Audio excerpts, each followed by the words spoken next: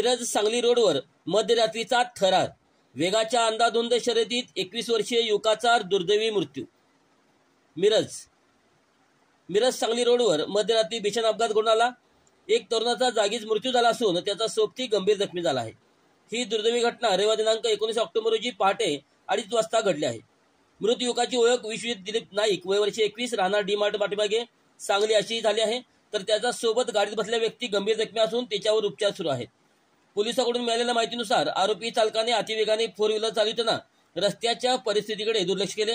रस्त्यावर अचानक आलेल्या कुत्र्याला वाचवण्याच्या प्रयत्नात चालकाचे वाहनावरील नियंत्रण सुटले। गाडी थेट रस्त्याच्या कडेला असलेल्या जाहिरातीच्या लोखंडी अँगलवर जोरात आदळली। धडकेच्या गाडीचे अक्षरशः तुकडे झाले आणि विश्वजितचा जागीच मृत्यू झाला। या घटनेची नोंद महात्मा गांधी चौक पोलीस ठाण्यात झाली असून फिर्याद योगेश भालचंद्र सूर्यवंशी, वय वर्ष 36, राहणार विठ्ठलनगर सांगली यांनी दिली आहे। घटनास्थळी सपोनीस संदीप शिंदे यांनी तात्काळ भेट देऊन पंचनामा केला। पोलिसांकडून पुढील तपास सुरू आहे।